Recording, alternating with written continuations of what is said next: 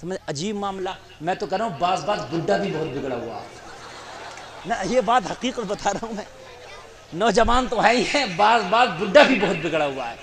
یار ایک بات مجھے یہ بتاؤ, دیکھیے اگر نوجوان اچھا کام کرے تو کبھی کیا ہوگا, نہ کریں تو بگڑے ہوئے. بڑی عجیب بات ہے. اچھا ان سے پوچھو بڑھو بابا سے کہ بھئی تم تو بوڑھے ہو گئے. دیکھیے موت تو جوان کو بھی آ سکتی ہے, بچے کو بھی آ سکتی ہے, بوڑھے موت کسی کو بھی آ سکتی ہے, لیکن بڑھاپے کے بعد موت ہی آتی ہے, اس کے علاوہ اور کچھ نہیں آتا.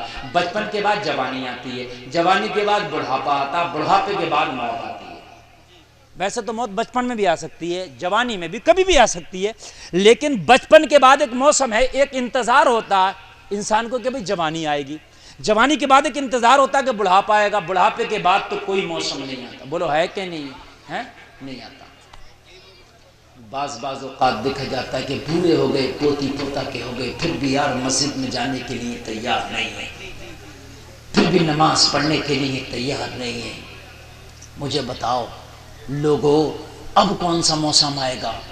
اب کون سا وہ موسم آئے گا کہ جس میں تم اللہ کی طرف پلٹو گے؟ اب وہ کون سا موسم آئے گا جس دن تم مسجدوں کا رخ کرو گے؟ مجھے بتاؤ اب وہ کون سا موسم آئے گا کہ جس دن تم اپنے رب کو راضی کرو گے؟ اب وہ کون سا وقت آئے گا کہ اپنے رب کی بارگاہ میں تم اپنے سر کو جھکاؤ گے؟ مجھے بتاؤ اب کون سا موسم آئے گا؟ بڑھاپے میں کون سی تمنا لے کے گھوم رہے ہو؟ مجھے بتاؤ بڑھاپے میں بھی کون سے شوق لے کے گھوم رہے ہو؟ یار کہتے ہوئے بھی بڑا افسوس لگتا ہے. بعض آدمی بوڑھا ہو جاتا ہے لیکن اس کی عادت نہیں جاتی. اگر جھوٹ بولتا تھا جوانی میں تو بڑھاپے تک جھوٹ ہی بول رہا. او یار تو توبہ کب کرے گا؟ بڑھاپے کے بعد صرف تیرا موسم ایک ہی آئے گا, وہ موت کا موسم آئے گا. مجھے بتا, اگر جوانی میں لوگوں کے ساتھ دلالی کرتا تھا نا تو بڑھاپے میں بھی دلالی کرتا نظر آ رہا. میں نے دیکھا نا بوڑھا آدمی اگر جوانی میں تاش کھیلتا تھا نا تو بڑھاپے میں بھی تاش کھیل رہا, بلکہ اسے تاش کا بادشاہ سمجھتے ہیں. بھائی یہ تو بڑا تجربہ کار کھلاڑی ہے, اسے آگے بٹھا لو. آگے بیٹھا ہوتا یہ کھڑوس, آگے بیٹھ کے کھیل رہا ہوتا کہ بھائی یہ بہت اچھے ہاتھ دکھائے گا. تجھے پتہ نہیں ہے ایک دن تیرا ہاتھ دکھانے والا اسرائیل بھی تیرے اوپر آئے گا. اسرائیل جس دن تیرے اوپر ہاتھ دکھائے گا اس دن تیری سانس بند ہو جائے گی. تجھے پتہ نہیں ہے یار, میں نے دیکھا بڑا بوڑھا آدمی پوتی پوتا کا ہو گیا, تاش میں سب سے آگے بیٹھا ہے. اور وہ کون سا کھیل ہوتے ہیں نا, وہ بھی چلنے چیتے ہوتے کاڑ کے, کون سے چلتے ہیں وہ جانتے ہو نا, وہ بگی باغ, ہاں جو انٹی اور گنٹی رکھ لیتے ہیں, ہے نا, وہ انٹی اور گنٹی رکھ لی. ارے بعض بولا تو بڑی آگے کہتا بھئی میرے بگے کون باندھے گا؟ تیرے بگے اسرائیل باندھے گا. تیرے بگے میرے بگے کون باندھے گا؟ میرے بڑا خوش ہوتا ہے میرے بگے کون باندھے گا. میں تو بڑا میرے مقابلے پہ آؤ, میری ٹکر پہ آؤ.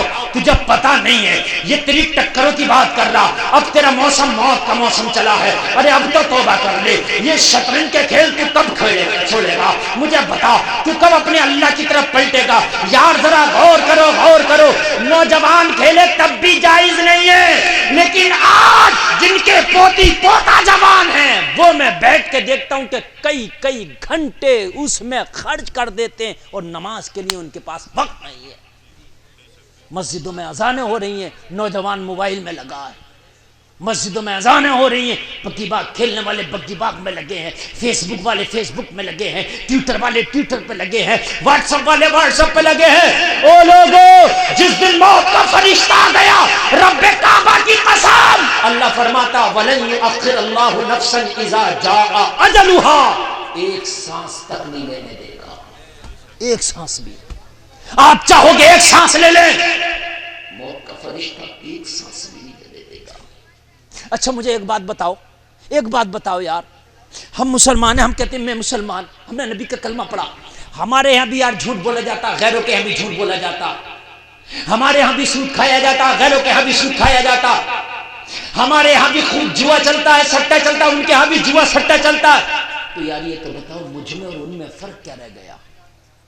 کم سے کم فرق تو ہونا چاہیے تھا نا یار. اگر غیر تیرے پاس آ کے کھڑا ہوتا تو کھڑا ہو کے پہچان جاتا, یار یہاں پر جھوٹ نہیں چلتا, صرف سچ چلتا ہے, یہ مصطفیٰ کا غلام ہے. کچھ تو یار چینجنگ ہونا چاہیے کہ نہیں چینجنگ ہونا چاہیے. بلکہ دیکھا یہ گیا, حقیقت بات میں بتا رہا ہوں, سچ بتا رہا ہوں. اگر مسلمان کسی عہدے پہ آ گیا نا، کوئی بھی چھوٹا موٹا عہدہ، اتنی رشوت کھاتا، اتنی رشوت کھاتا، صحیح بتا رہا ہوں، پولیس ڈپارٹ میں اگر کوئی مسلمان چھوٹا سا سپاہی بھی ہو نا تو یہ چاہتا ہے کہ ان کے لوگوں کی کڈنیاں بیچ کر کے میں رشوت میں لے لوں. حقیقت بتا رہا ہوں، کوئی ایک اگر ٹھیک ہو تو میں اس کی بات نہیں کرتا، میں نے خود آزمایا، صحیح بتا رہا ہوں میں آپ کو. ہم سفر کرتے ہیں نا، غیر مسلم ٹی ٹی ہوگا، سیٹ دے دے گا معمولی سے پیسے لے کے، لیکن اگر کبھی مسلمان ٹی ٹی آ گیا نا سامنے تو یہ سوچتا ہے کہ جتنی جیب میں پیسہ سب لے لوں. عجیب معاملہ یار، ہمارے دلوں سے خوف نکل گیا، ڈر نکل گیا. ہم کہتے ہیں دنیا ہماری عزت نہیں کرتی. یار دنیا عزت کیسے کرے گی؟ ہم نے عزتوں کے کام بھی تو کرنا چھوڑ دیے نا. میں آپ کو بتاؤں، قربان جاؤ مصطفیٰ کی زندگی پر. میرے مصطفیٰ کے دیوانے مستانے فرزانے نبی کے عاشق صحابہ کرام نبی کی بارگاہ میں حاضر ہوئے، عرض کرنے لگے آقا کل جو ہم جنگ سے آئے نا واپس، تو اس جنگ سے ایک کافر کی لڑکی کو بندی بنا کے لائے، قیدی بنا کے لائے. جنگ ہوتی تھی نا، جو قوم جنگ جیت جاتی تھی وہ بندی بنا لیا کرتی تھی ہارنے والوں کو. صحابہ نے ایک کافر کی لڑکی کو بندی بنا لیا، جنگی قیدی بنا لیا. آقا دشمن کی بیٹی ہے جو ہماری قید میں، یا رسول اللہ اس کے ساتھ کیا کیا جائے؟ او جلسے میں آنے والوں، تمہارے نبی کا کردار ہے، تمہارے نبی کا اخلاق لاجواب ہے. آمینہ کے لال نے فرمایا دشمن کی بیٹی ہے، سب سے پہلے اسے پردہ دو، کھانا دو، پانی پلاؤ، اچھا بستر دو، اس کی عزت کرو، عزت کرو. عرض کی آقا وہ تو دشمن کی بیٹی ہے. نبی نے فرمایا بیٹی کسی کی بھی ہو، محمد کی نظر میں بیٹی بیٹی ہوتی ہے. ذرا بولو نا سبحان اللہ. بیٹی کسی کی بھی ہو، محمد کی نظر میں بیٹی بیٹی ہوتی ہے. صحابہ کو حکم ملا، فوراً جھٹ پٹ گئے، جا کر کہا بہن تجھے کپڑا چاہیے کپڑا لو، چادر چاہیے چادر لو، پانی چاہیے پانی پیو، کھانا چاہیے کھانا کھاؤ، آرام کرنا ہے بستر لو. یہاں پہ اب تم محفوظ ہو، تمہاری عزت محفوظ ہے، تمہارا کوئی بال بھی بیکا نہیں کر سکتا، تمہارے اوپر کوئی بھی وار نہیں کر سکتا، تمہارے اوپر کوئی نظر اٹھا کے تک نہیں دیکھ سکتا. کیوں؟ اس لیے کہ تم محمد کے دامن کی شیتل چھایا میں آ گئی ہو.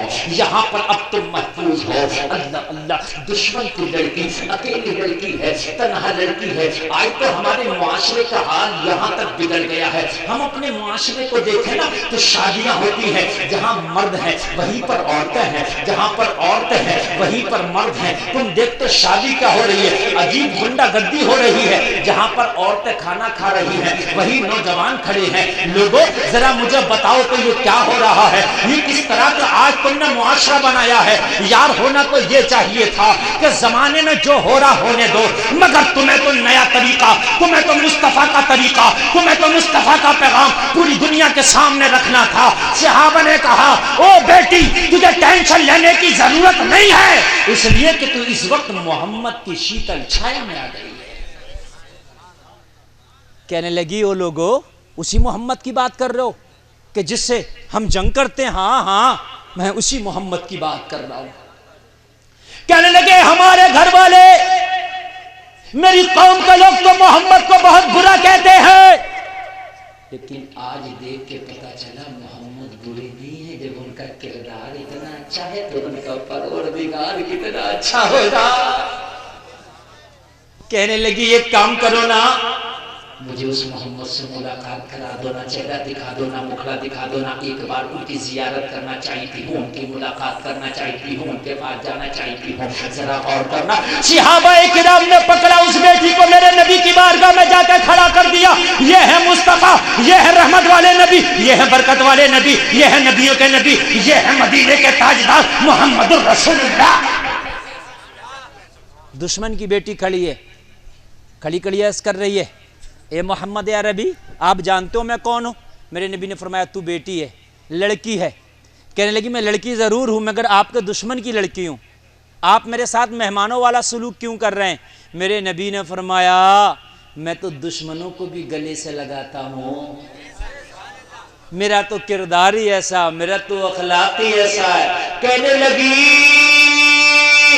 زمانہ تو دشمن کی بیٹی کے ساتھ بدسلوکی کرتا ہے، نبی نے فرمایا میں تو بیٹیوں کو عزت دینے آیا ہوں،